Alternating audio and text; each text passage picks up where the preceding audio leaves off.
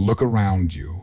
The world is filled with nice people who are consistently exploited, overlooked, and disrespected. They smile through gritted teeth, wondering why their kindness is met with contempt rather than appreciation.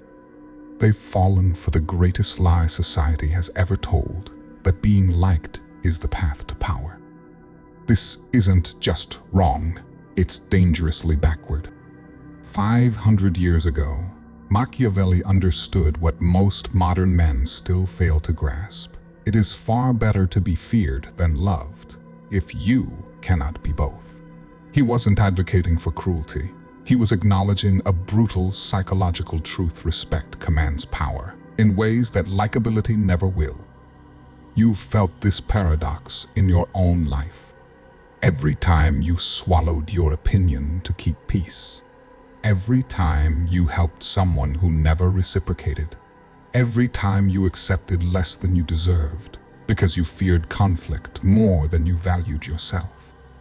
This is the likability prison, a psychological trap where the more desperately you chase approval, the less respect you actually receive. Consider two archetypes: the likable doormat, constantly available, apologetic, conflict avoidant. He's invited to social gatherings but never truly valued. He's exploited at work despite working hardest. His relationships are numerous but shallow. He's exhausted, resentful, yet still desperately seeking the approval that never satisfies. The respected strategist, selective with time and energy, unapologetic about boundaries, comfortable with strategic conflict. His circle is smaller but fiercely loyal. His opinion carries weight. His no is taken seriously. His relationships are fewer but deeper. He's energized, centered, and internally validated. The difference isn't personality, it's strategy. Most men will live their entire lives never understanding why being nice consistently leaves them powerless. They'll continue sacrificing their dignity at the altar of approval, wondering why it brings only temporary acceptance followed by inevitable disrespect. What these men don't realize is that they're being manipulated by those who understand this power dynamic intuitively. Every time you prioritize being liked over being respected, you telegraph your weakness to those who will exploit it. This isn't just about social dynamics. It's about reclaiming your power, your time, your very life from those who would drain it for their benefit. Before we go deeper, let's address the ethical question that might be forming in your mind. Is commanding respect compatible with being a good person? The answer lies in understanding the critical difference between power and cruelty. Let me address the tension you're feeling right now. You want respect, but you don't want to become the very type of person you despise: manipulative, cold, exploitative. This concern shows your character, but it also reveals a fundamental misunderstanding about power. Commanding respect isn't about becoming cruel. It's about refusing to be everyone's victim. There's a profound difference between being powerful and being toxic. What I'm advocating for is what I call ethical power, the ability to protect your time, energy, and dignity without exploiting others. Think of it as the psychological equivalent of self-defense. You wouldn't call someone immoral for blocking a punch. Why consider it wrong to block psychological exploitation? The truth is, kindness without boundaries isn't really kindness at all. It's weakness masquerading as virtue. When you lack boundaries, you don't just harm yourself. You become an enabler of toxic behavior in others. You teach people that disrespect is acceptable. You train them to exploit kindness rather than appreciate it. You don't elevate them, you corrupt them. As Machiavelli observed, the fact is that a man who wants to act virtuously in every way necessarily comes to grief among so many who are not virtuous. Virtue without the power to protect it becomes its own undoing. Contrast this with bounded kindness, generosity offered from a position of strength, not desperation. When you have strong boundaries, your kindness becomes a gift freely given rather than a payment extracting approval. It comes from genuine choice rather than fear or obligation. Most people never reach this level of ethical sophistication. They remain trapped in a binary worldview, be a doormat or be a dictator. They reject powerful tools that could protect them because they fear becoming the very thing they hate. This keeps them perpetually vulnerable to those who have no such ethical qualms about wielding power. The most ethical position isn't powerlessness, it's powerful restraint. It's having the capacity to defend yourself while choosing never to become the aggressor. Now that we understand both the problem and the ethical framework, let's examine the psychological trap that keeps most men stuck in approval-seeking behavior. Your need for approval wasn't born yesterday.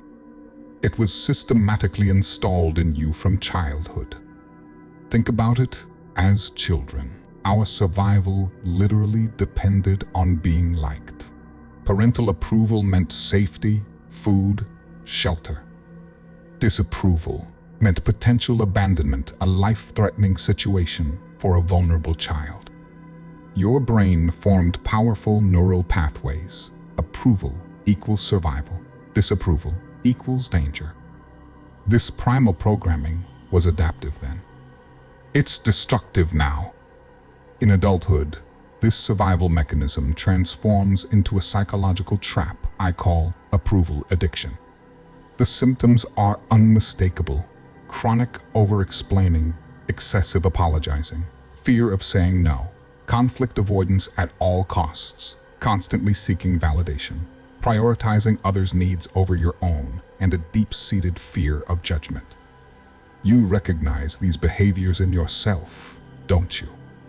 The insidious nature of this trap is that every approval-seeking behavior actively reduces respect. When you over-explain your decisions, people sense insecurity, not confidence. When you apologize unnecessarily, people perceive weakness, not courtesy. When you avoid conflict, people see a doormat, not a peacemaker. When you constantly seek validation, people smell desperation, not connection. Each of these behaviors sends the same subconscious signal: my worth depends on your approval. This immediately places you in a subordinate position. As Robert Greene noted, the need to be liked makes you weak. Once you broadcast your need for approval, you become easy to manipulate, easy to control, and easy to dismiss. This isn't theoretical. It's playing out in your life daily. Consider that promotion you were passed over for, despite working harder than everyone else.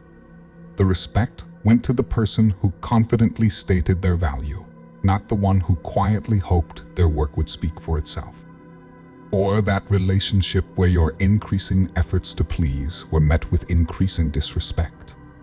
The more you sought approval, the less you received it. Or those friends who consistently disregard your time but expect immediate responses to their needs. Your availability hasn't made them value you more. It's made them value you less. Throughout history, Machiavellian thinkers have exploited this vulnerability. They recognize approval seekers instantly and manipulate them effortlessly. They dangle the promise of acceptance, then withdraw it strategically. They create artificial scarcity of their approval, making you work harder for less. They transform your need to be liked into their power over you. This psychological mechanism is actively working against you in every interaction, every day of your life. It's in operation during job interviews, negotiations, dating, friendships, family dynamics, anywhere. Human psychology is at play. It doesn't sleep, and it doesn't make exceptions. And here's what separates the manipulated from the manipulators. The manipulated never see the mechanism at work. The manipulators see nothing else. Understanding this mechanism gives you a choice you never had before. You can remain unconscious of it and continue being exploited by those who understand it. Or you can become conscious of it and turn this knowledge into power. Now let's explore the framework that will transform you from approval seeker to respect-commander.to. Understand how respect truly operates. I've developed a framework called the Respect Matrix. This matrix will show you exactly where you stand in any social dynamic, and more importantly, how to position yourself for maximum power. There are 4 distinct positions in this matrix, each defined by 2 variables: how much respect you command and how much people like you. Your position in this matrix determines everything about how people treat you, what opportunities come your way, and even how you feel about yourself. Let's examine each quadrant. Quadrant 1, low respect/high likability, the useful tool. This is where most approval seekers live. In this position, you're invited to social events, but rarely consulted on important decisions. People enjoy your company, but talk over you in meetings. They call you when they need something, but disappear when you do. You're overworked but underpaid and underpromoted. You're the emotional support for others who rarely support you back. The internal experience of this quadrant is frustration and resentment masked by a pleasant exterior. You work harder than anyone for less reward. You feel used, but don't know why. You mistake surface-level inclusion for genuine value. The tragedy is that most men in this quadrant believe they're in quadrant 4. They think being well-liked means being respected. Quadrant 2, low respect/low likability, the irrelevant nobody. This is social death. In this position, you're neither valued nor enjoyed. You're ignored, dismissed, or actively avoided. Your opinions carry no weight. Your presence creates no impact. You're the first cut from the team, the last picked for opportunities. The internal experience is isolation and invisibility. People in this quadrant often retreat further into themselves, creating a downward spiral of irrelevance. Quadrant 3, high respect/low likability, the feared authority. In this position, you're not particularly enjoyed, but you're deeply respected. Your opinions matter, your time is valued, your boundaries are unquestioned. People may not seek your company, but they never dismiss your perspective. The internal experience is one of power, but potential loneliness. Many men fear ending up here, but it's far superior to quadrants 1 or 2. As Machiavelli noted, it is much safer to be feared than loved if one of the 2 must be lacking. Quadrant 4, high respect/high likability, the power player. This is the ideal position, genuine respect paired with authentic connection. In this position, you're both valued and enjoyed. Your boundaries are respected, but your company is still desired. Your time is treated as precious, but people still want to share it. You're promoted, rewarded, and consulted. The internal experience is one of aligned power and connection. Here's the crucial insight. You cannot reach quadrant 4 by starting with likability. That path leads to quadrant 1, the useful tool. Counterintuitive truth is that respect must come first. You establish boundaries, command value, and demonstrate power, then likability can follow without undermining your position. Most men never leave quadrant 1 because they don't recognize they're in it. They mistake surface-level inclusion for genuine respect. They're being positioned by others rather than strategically positioning themselves.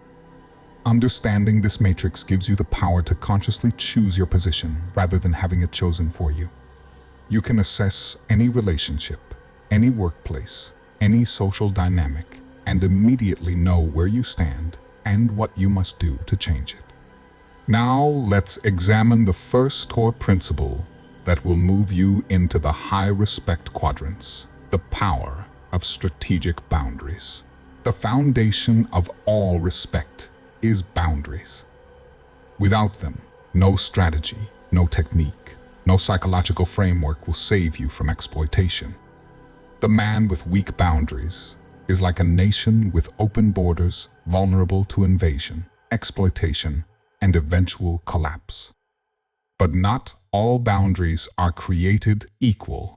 There's a profound difference between emotional boundaries and strategic ones. Emotional boundaries are reactive, inconsistent, and ultimately self-defeating. They emerge from anger or frustration after you've already been disrespected. Don't talk to me like that. You finally explode after the 10th subtle insult. Or you ghost someone after they've pushed you too far, rather than clearly establishing your limits. These emotional reactions don't command respect, they broadcast weakness. They show you've been affected, that your emotions can be manipulated, that you lack the foresight to prevent disrespect before it occurs. Strategic boundaries, by contrast, are proactive, calm, and consistent. They're established before violations occur, communicated without emotional charge, and enforced without hesitation. They don't emerge from anger, but from self-value. They aren't reactions to others' behavior, but expressions of your standards. The respect-commanding power of strategic boundaries comes from 3 psychological triggers. They activate predictability, consequence, and self-value. When your boundaries are predictable, people know where they stand. When your boundaries have consequences, people take them seriously. When your boundaries reflect self-value rather than emotional reaction, people sense your worth. Let's examine specific scripts for different contexts. In work scenarios, I'm available for calls between 9 and 5. Outside those hours, I'll respond the next business day. Not sorry, I was busy with family after missing a 9 p.m. call. In relationships, I don't accept passive-aggressive communication. If something's bothering you, let's address it directly or take space until we can. Not fine, whatever. Do what you want when feeling disrespected. With family, I value our relationship, but I won't discuss my career choices. That topic is off limits. Not an angry outburst after the 10th subtle criticism of your life choices. You must also understand boundary testing, the inevitable challenges people will make to your boundaries. These aren't personal attacks, but unconscious psychological assessments of your self-worth. Everyone tests boundaries, children with parents, employees with bosses, partners with each other. The strategic response isn't emotion, but consistent enforcement. As Machiavelli observed, the injury that is to be done to a man ought to be of such a kind that one does not stand in fear of revenge. In other words, small boundary violations, left unchecked, inevitably lead to larger ones. The tolerance you show today becomes the disrespect you endure tomorrow. Most people set boundaries emotionally rather than strategically, which paradoxically decreases respect rather than increasing it. Their boundaries appear arbitrary, based on fluctuating feelings rather than consistent principles. They enforce boundaries dramatically when emotional but ignore identical violations when not creating confusion rather than respect. Without proper boundary-setting techniques, any other respect strategy will ultimately fail. You cannot be respected without boundaries, no matter what other power you possess. Yet boundaries alone are defensive. They prevent what is scarce becomes valuable. What is abundant becomes worthless. This fundamental law of economics applies just as powerfully to human psychology and respect. The more available, transparent, reactive, and approval-seeking you are, the less value and respect you command. This isn't manipulation, it's psychological reality. Consider the 4 types of strategic scarcity that generate respect. First, time scarcity, strategic unavailability. The man who's always available signals that his time has little value. His calendar fills with other people's priorities, while his own goals remain unfulfilled. Instead, establish clear availability windows. I have a 30-minute opening on Thursday at 2 p.m. Not, I'm free whenever. Don't explain your unavailability or apologize for it. Your time is valuable by default, not by justification. Second, information scarcity, strategic disclosure. The man who overshares his thoughts, feelings, plans, and problems devalues his inner world. He makes himself psychologically transparent and therefore predictable. Instead, practice selective disclosure. Reveal aspects of yourself as privileges earned through trust, not default settings. This creates depth and mystery, powerful attractors of respect. When asked personal questions, redirect rather than refuse. That's an interesting question. What makes you ask? Third, emotional scarcity, strategic non-reactivity. The man whose emotions are easily triggered becomes a puppet whose strings are visible to all. His reactions are predictable, manipulable, and therefore dismissible. Instead, practice emotional regulation. Maintain composure when others expect reaction. When someone insults you, respond with calm curiosity. That's an interesting perspective. What makes you feel that way? This unexpected non-reactivity creates immediate psychological dominance. Fourth, approval scarcity, strategic validation. The man who freely gives approval, praise, and validation devalues these currencies. Instead, make your approval meaningful through selectivity and specificity. I appreciate the thoroughness of your analysis on points 2 and 3 rather than great job. This makes your validation worth earning rather than expected. As Machiavelli observed, benefits should be conferred gradually, and in that way, they will taste better. Most people unknowingly devalue themselves through psychological abundance, being too available, too transparent, too reactive, or too approval-granting. They make themselves common when they could be rare, forgettable when they could be remarkable. Understanding scarcity psychology gives you leverage in every interaction because it aligns with deep human programming. We value what we can't easily obtain, and we respect what we must earn access to. While scarcity builds your intrinsic value, our next principle ensures you maintain the right psychological position in every interaction. Respect, but don't actively generate respect. For that, we need our second principle, the law of scarcity and value. Every interaction has an invisible structure called a frame, the unspoken context that determines who holds power, who chases whom, and whose reality dominates. The person who controls the frame controls the interaction. If you aren't consciously setting the frame, you're unconsciously accepting someone else's.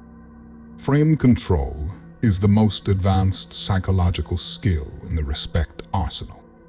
While most people stumble through interactions, reacting to frames imposed upon them, strategic thinkers consciously establish and maintain frames that serve their interests. The frames others will try to impose on you are predictable and disempowering. The approval frame. Your value depends on my validation. The compliance frame. Your role is to meet my expectations. The urgency frame. My priorities override your boundaries. The victim frame. I'm helpless, so you're responsible. The guilt frame. You're morally obligated to give me what I want. The moment you accept any of these frames, you surrender power. Your words and actions become reactions within a psychological structure someone else has designed. Recognizing frame attempts is your first defense. Watch for emotional triggers, social pressure, artificial urgency, or attempts to make you justify or explain yourself. These are all signs someone is trying to pull you into their frame. The strategic response isn't to fight against their frame, but to calmly establish your own. The most powerful frames you can establish are the value frame. My time and attention are valuable resources. The outcome frame. I focus on results, not explanations or emotions.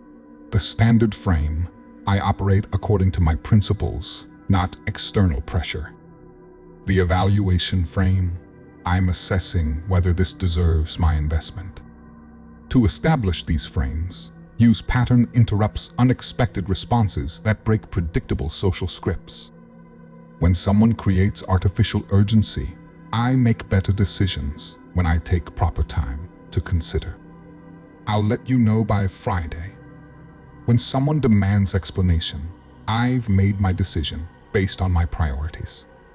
What's important now is how we move forward. When someone plays victim, that's a challenging situation. What solutions have you considered so far? As Machiavelli observed, everyone sees what you appear to be. Few experience what you really are. The power to control how others perceive you is the power to control how they respond to you. In every interaction, someone is setting the frame. If it's not you, you're operating within constraints designed for someone else's benefit. Most people never realize they're constantly accepting disempowering frames from others, which is why they feel constantly manipulated, pressured, and disrespected despite their best efforts. Frame control isn't about manipulating others, it's about refusing to be manipulated. Now that we've covered the strategic principles for commanding respect, we must address the internal transformation required to truly embody them. The strategies I've shared will give you power, but without the right mindset, these tools will eventually slip from your grasp. External techniques without internal transformation create a fade of strength that collapses under pressure. The core psychological shift required is moving from external validation to internal validation, from having your worth determined by others to having it determined by yourself. This isn't positive thinking or empty affirmations. It's a fundamental realignment of your psychological orientation. External validation is a bottomless pit. No amount of approval satisfies because the source of approval remains outside your control. You become a psychological beggar, dependent on emotional handouts from others. Internal validation, by contrast, creates psychological self-sufficiency. Your worth is determined by your adherence to your own standards, not others' opinions of you. This mental position is unassailable because its source lies within your control. Developing internal validation requires 3 practices. First, value identification, clearly defining what you value and why, independent of social programming. Ask yourself, if no one would ever know about this decision, what would I choose? This reveals your true values beneath social performance. Second, Self-assessment, regularly evaluating yourself against your own standards, rather than comparing yourself to others or seeking external feedback. The question becomes, did I honor my principles? Not did they approve of me? Third, rejection resilience, systematically exposing yourself to small doses of disapproval while maintaining your emotional center. Begin with low-stakes situations. Express an unpopular opinion in a safe setting. Say no to a minor request. Allow a brief silence in conversation. As Machiavelli wrote, the promise given was a necessity of the past. The word broken is a necessity of the present. In other words, your commitment to others' approval was necessary once for survival, but breaking that commitment is now necessary for your freedom. Without this internal shift, all external respect techniques will eventually fail. You'll implement them inconsistently, abandon them when they create disapproval, or use them from a place of insecurity that others will sense. Internal validation is the master key that unlocks true freedom from others' opinions. It transforms respect techniques from manipulative tactics into authentic expressions of self-worth. It converts approval from a desperate need into an occasional pleasant bonus. The man who requires nothing from others paradoxically receives everything they wouldn't give the man who needed it. With both the strategic principles and the essential mindset established, let's create a practical implementation plan to transform theory into reality. Knowledge without application is useless. As Machiavelli observed, the wise man does at once what the fool does finally. It's time to convert understanding into power through systematic implementation. This 21-day protocol has transformed even the most chronic approval seekers into respected strategists. But be warned, knowing without doing will keep you exactly where you are, respected by no one, used by everyone. Week 1. Boundary setting. Day 1-3. Identify your current boundaries. Journal prompt. Where am I tolerating disrespect in my life? Success indicator. Clear awareness of your boundary violations. Day 4-5. Formulate 3 non-negotiable boundaries. Example, I don't take calls after 8 p.m. I don't explain my decisions twice. I don't engage with passive-aggressive communication. Success indicator. Boundaries that protect your highest values. Day 6-7. Communicate 1 boundary to a low-stakes relationship. Script. Just so you know, going forward, I won't be available on weekends. I'll respond to messages on Monday. Success indicator. Calm delivery without over-explanation or apology. Week 2. Strategic scarcity. Day 8-10. Audit your psychological abundance. Journal prompt. Where am I giving away my time, information, emotional reactions, or approval too freely? Success indicator. Identifying your specific value leaks. Day 11-12. Implement time scarcity. Exercise. Reduce your availability by 50% in one context. I have 15 minutes on Thursday instead of I'm free whenever. Success indicator. Comfort with silence after stating your limited availability. Day 13-14. Practice information and emotional scarcity. Exercise. When asked personal questions, redirect rather than answer. When provoked, respond with curiosity rather than emotion. Success indicator. Maintaining calm when others expect reaction. Week 3. Frame control. Day 15-17. Identify common frames. Impose you. Journal prompt. What roles do others consistently push me into? Success indicator, recognizing frame attempts in real time. Day 1819, practice frame setting. Exercise, enter conversations with a predetermined frame. I'm exploring options rather than I need help. Success indicator, maintaining your frame despite resistance. Day 2021, integrate all principles. Exercise, navigate a challenging interaction using boundaries, scarcity, and frame control simultaneously. Success indicator, natural implementation without conscious effort. Start with low-stakes interactions service providers, acquaintances, colleagues, before applying these principles to important relationships. Document your experiences daily, noting both successes and failures. The transformation doesn't happen overnight, but it does happen one interaction, one boundary, one frame at a time. Let's conclude by integrating everything into your new identity. You now stand at a crossroads between two identities. The approval seeker, reactive, exploited, eternally unsatisfied, seeking validation from those who never truly give it. And the respected strategist, self-validated, boundary secured, strategically minded, offering genuine value from a position of strength rather than need. This identity shift is what separates the truly powerful from the perpetually exploited. The respected strategist isn't cold or manipulative. He's authentic and self-respecting. He doesn't need to harm others because he refuses to be harmed. He doesn't fear disapproval because he approves of himself.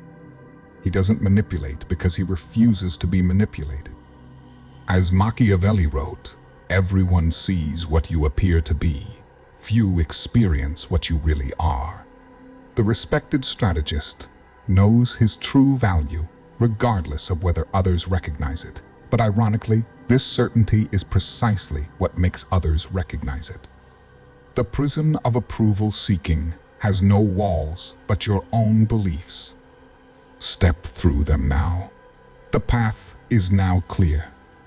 Continue seeking approval and remain forever exploited, or command respect and claim your power. The principles are simple but demanding.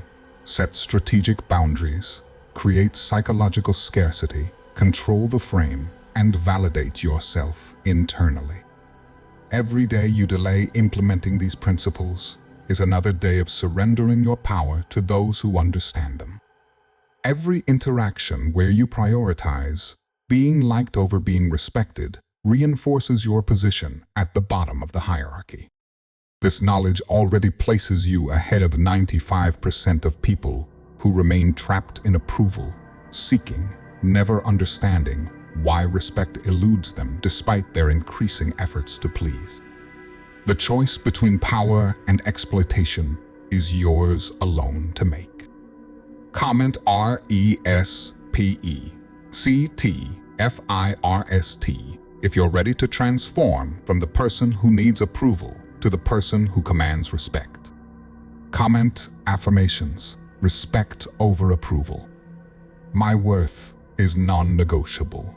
I command respect, not beg for it. My validation comes from within. I am strategic, not reactive. Boundaries first, kindness second. I control how others treat me. Engagement prompts.